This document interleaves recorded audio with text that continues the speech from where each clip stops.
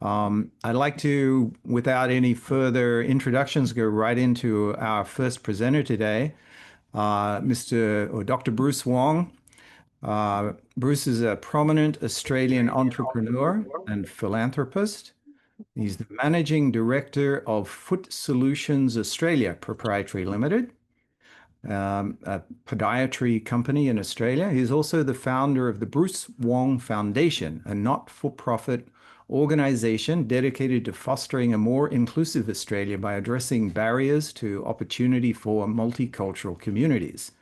And Bruce was recently honored for his contributions on the occasion of the 10th anniversary of the China-Australia Free Trade Agreement. So, Bruce, we're looking forward to hearing your testimony of your business success and how you see business contributing to mutual prosperity. So please share your thoughts. Before I begin, I want to acknowledge the traditional custodian upon the land I'm joining this conversation. And I pay my respect to their elders, past and present, and acknowledge the ongoing connection to land, water, and culture. I thank them for sharing their wisdom with a dreamer like me who came here searching for peace and hope. I want to acknowledge Dr. John Bellawans from Universal Peace Federation Australia and the International Association for Peace and Economic Development team for bringing us together on this virtual platform. You know, time flies fast. It's been a year now since I joined the Universal Peace Federation family as a peace ambassador. And what an incredible year of discovery it's been. Thank you for letting me share my story on various opportunities. I may not be a polished speaker, but I never shy away from the opportunity to speak up for those who many do not have a voice in our society. I share my story in the hope that maybe it will activate or inspire someone. In 1980, I stepped off a plane into the Australian sunshine. Thanks to the humanitarian program, I have been given a second chance in life. I had nothing but the clothes on my back and hearts heavy with loss, but also a bag full of hopes and dreams. I survived the killing field of Cambodia, where darkness had swallowed so many beautiful lives, including people I love dearly. But here's what I discovered: when you have walked through the valley of death, every sunshine becomes a miracle. Every opportunity becomes a gift. Every chance to help someone else becomes blessed opportunity to be a blessing for others. Australia didn't just give me safety. Australia gave me something far more powerful: the chance to transform my pain into purpose, my survival into service, my broken past into someone else's bright future. My father ran a small business in Cambodia, selling French car parts in the bustling street of Phnom Penh. He wasn't wealthy, but he was rich in wisdom. One day he pulled me aside and said something that would echo through my entire life. Son, real success isn't about what you build for yourself. Real success is about what you build for others. When we lost everything, our home, our business, our country, I clung to those words like a life preserver. They didn't just keep me afloat. They became the wind of my sails. I started my career in Australia as an apprentice, as a fitter and turner.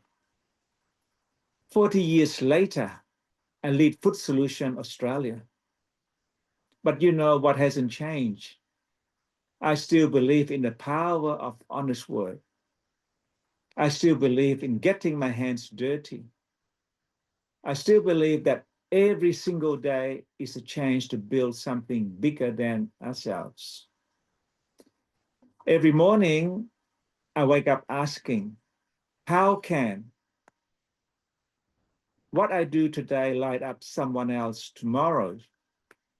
It's simple, but it's revolutionary, because when you live this way, work becomes worship, business becomes blessing, and success becomes service.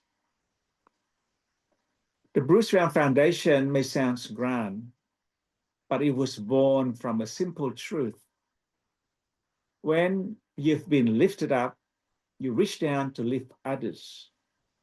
We see struggling migrants, children hungry for education, family fighting for hope. We don't just feel sad, we take action. I'm a firm believer that everyone can be an agent for change. I know it's easy to sit back, fold your hand, and watch things go by. But it's this strong conviction has transformed me to be of service. In Australia, we're breaking down barriers, creating pathways to education, opening doors to meaningful work. But our vision soars beyond borders. The hundreds of children in Sri Lanka whose eyes light up with learning, to school in the Philippines where dreams take root, to communities in India where we plant seeds of hope and positive value. Because border can't contain love or diminish the power of one person believing in another. The secret to this is none of this would be possible without the values that anchor my soul. My faith shapes who I am, and it teaches me something that changed everything. When life blesses you, you become a blessing to others.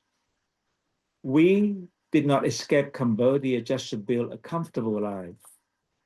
We survived to become hope builders, peace advocates, life changers.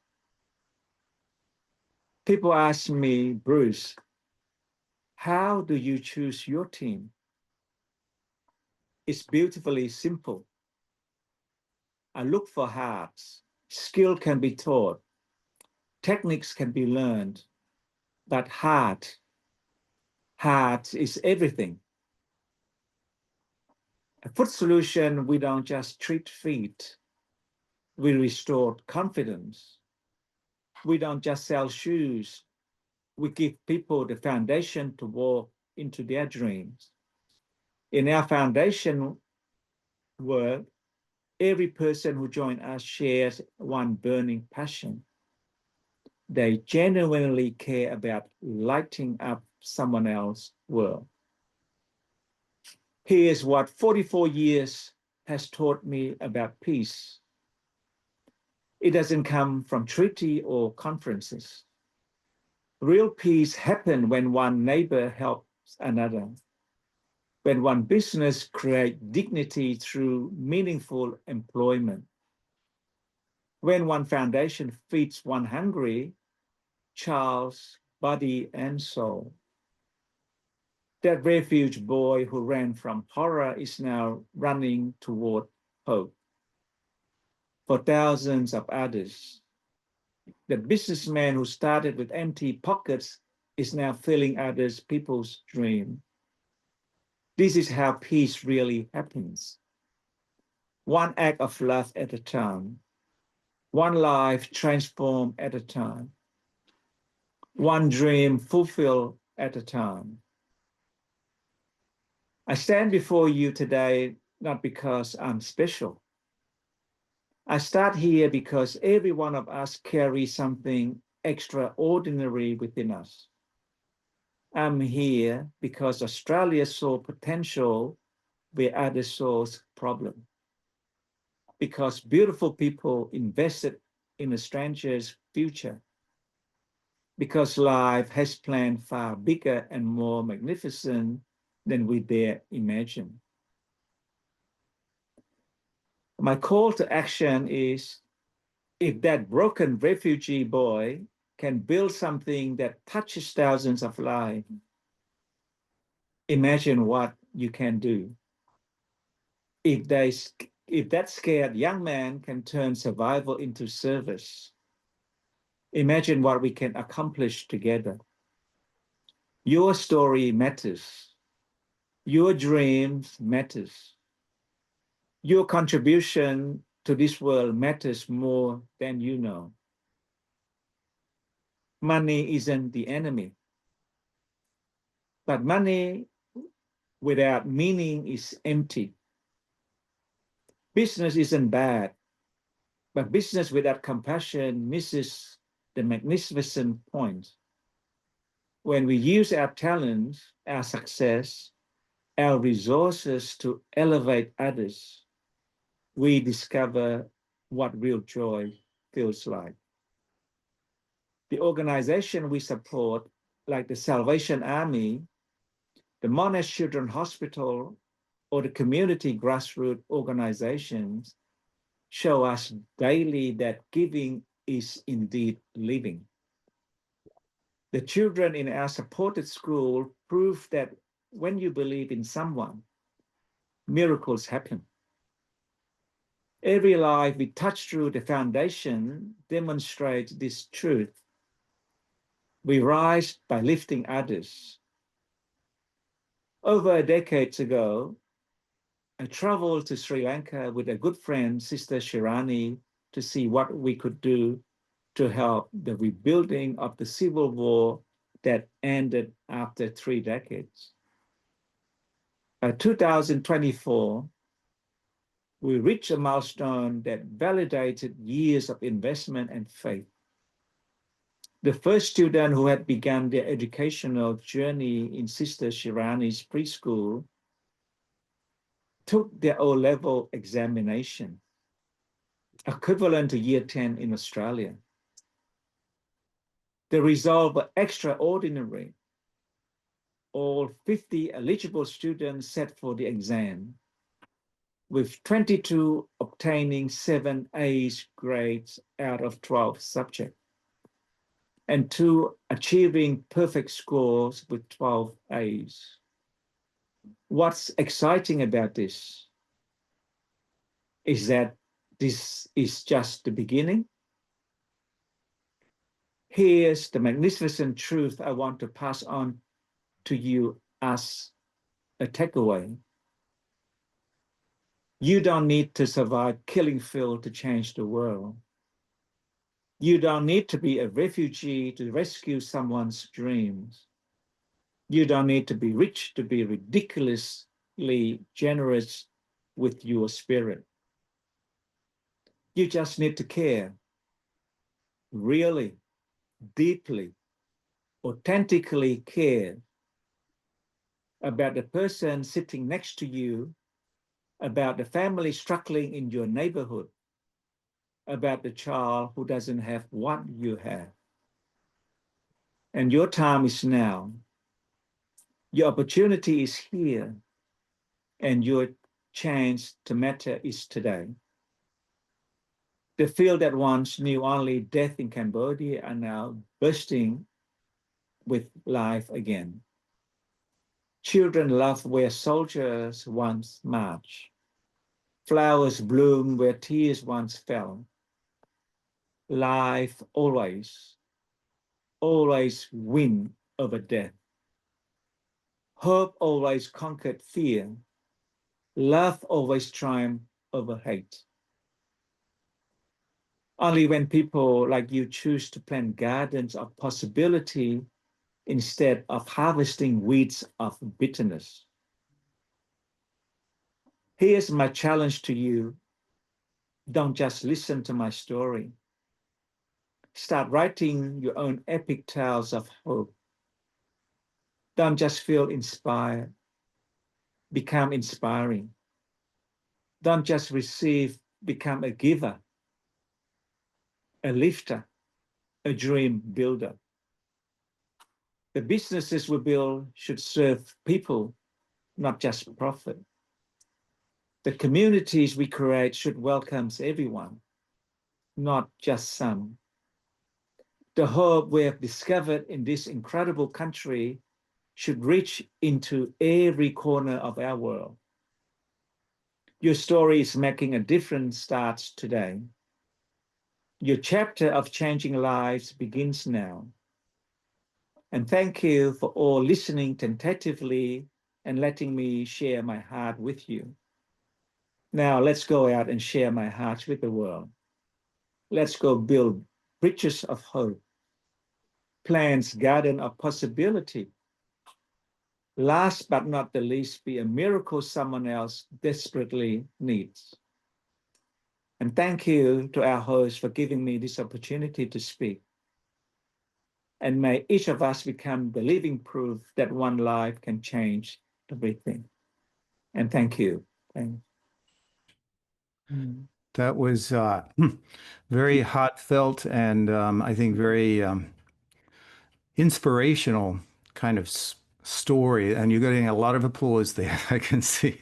So thank you for sharing that. I was especially moved by what you said in the beginning, that real success is not what you build for yourself, but what you build for others, right? And I think that's one of the foundational principles that we're trying to put into this whole realm of Headwing economics. You know, it's not like capitalism is often seen as a very selfish thing. You're trying to get money, you're trying to, you know, get profit or things, but you put it in a very different way that there has to be a balance. So I was just wondering, how do you kind of balance those two things in your own business life? The need to make money and the need to build something for as valuable to others. I might, not a millionaire or something, got millions in my bank accounts. But I believe, in giving, right? And in life, let me share, and I have known and seen many. It's not easy to give, easy to receive, but you must have a heart, to give. And as a refugee and a lived experience, this country give me a beautiful opportunity. And that's why I do whatever I can just to help when I can. Yeah. Yeah, thank you. We had a question from Jim Edgerly. Jim, do you want to unmute yourself and ask your question directly? James? Thank you, Dr. Wong, for a very nice message. It's almost like a sermon at the beginning of this conference. But we heard your testimony that you left Cambodia at a very difficult time for your country, and I'm sure for your family and yourself. And then during your life in Australia, you've been able to build an economic foundation so that you can help other people. And I'm just curious, I know that a concern for IAED is that many people who find themselves without those resources often can't develop an economic foundation because they have no way to begin to own assets. They're outside the market for asset ownership because they have no collateral to pledge. And so I'm curious, how did you get over that barrier? How did you capitalize the business operation that you've developed over time in Australia? I have survived the killing field. 4 of my family members, all my parents, my brother has been killed during the war. Oh my goodness. I arrived in Australia in 1980 with nothing, just $2 in my pocket. Right. Yeah. 2 t-shirts and a slipper and a couple of shorts. Jeez. 3 days after I landed in this country, I managed to find a job because I studied French when I was young, and English in 1970 when they overthrow the king, right? So I managed to do a job as an apprentice to become a fitter and turner, and from Apprentice to there, I did my apprenticeship as a fitter and turner. a fitter and turner. Okay. Fitter and turner, yeah, that's where we make screws and nuts, you know, all sorts of things, right?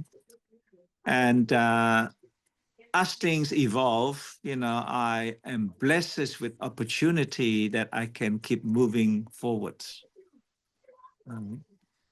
I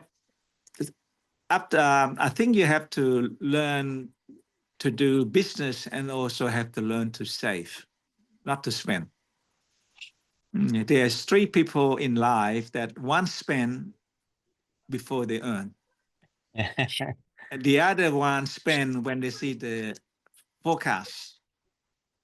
The other one don't spend and save. So we have all different people, you know, in different life. So I managed to build up all this, and up to my peak, you know, in 2006, you know, I managed to employ 300 employees. And now I'm semi-retired. I'm in different business, not just food solution. I also in manufacturing, in packaging, you know, in my early days. So when I take a semi-retirement, then I start food solution, which is 20 years ago. So my life I've been working for 50 years nonstop, you know, since at the age of 14. But I think in the end of the day, it's just what opportunity you have, you know, if business giving you profit, that you'll be able to build your asset from there, James, right? Yeah. So your basic capitalization was based upon personal savings over a long period of time, over 2 decades. You built your personal balance sheet by saving an important large percent of your personal income. The saving there also from my profit from businesses, right? I see. So retain. I allocate 20%, you know, just for charity works. Yeah. So you had So, a sequence of businesses that you built multiple businesses over time, or yeah, yes. And I run several businesses at one time too, not just one. I I see. think by the grace of God, that's my skill that I can juggling, you know, a few different businesses, right? And you allocated 20% of what, your operating profit or your net income to charity? On my gross, you know. Gross sales? Yes. 20% of your gross sales to charity? Yes, because in any country, James, if you make profit, you pay tax, right? Yeah. And if you put in charity, you can claim those donations and someone else benefit, right? Yeah. That's amazing. Yeah. Good. You must have been in a very profitable industry. Yeah. James has been a businessman too. I know him. So if we gave 20% of our revenue away, we would be broke before we even started producing something. Yeah, but we got a very high margin business. That's wonderful. Congratulations. Yeah. You did well. That's awesome. Thank you. Yeah. Yeah. Thanks, James. I had there were a couple of comments in the chat here as well. A beautiful testimony. Your story and life's work is invaluable. Thank you so much. That's from Susan. And then Michael is asking, how would you institutionalize or, systematize the wonderful other-centered values that you have shared to create an economy in which many people can thrive? So, like, if you were the government, what would you do to make this work for everyone? I think with personal business and government, they both are going, from my experience, they go in a different way, right? Government have to look for many other things that they have to take care of. People like us, it's not a public company, a private company. We can do a lot of things our own way. Right. That's why any business I built up till 30 million, I sold it and let go because I don't like to work on the board environment. I like to be, a solo man, decide what I want to do, what I can do. So I think to do that is very hard, for me to say which is the best way or not, right? But I can only speak for what I have been through and my experience. Yeah. And then Michael is asking, how would you institutionalize or, systematize the wonderful other-centered values that you have shared to create an economy in which many people can thrive? So, like, if you were the government, what would you do to help make this work for everyone? I think with personal business and government, they both are going, from my experience, they go in a different way, right? Government have to look for many, many other things that they have to take care of. People like us, it's not a public company, a private company. We can do a lot of things our own way. Right. That's why any business I built up till 30 million, I sold it and let go because I don't like to work on the board environment. I like to be, a solo man, decide what I want to do, what I can do. So I think to do that is very hard, for me to say which is the best way or not, right? But I can only speak for what I have been through and my experience. Yeah. Thank you. I give much advice, So I know you only have a limited time this morning and you have to Yes. get to another meeting, but I hope you have a little more time to stay on and listen to a couple of the other speakers here, and then we'll have some more time for discussion. Okay? Good. Thank you. Thank you.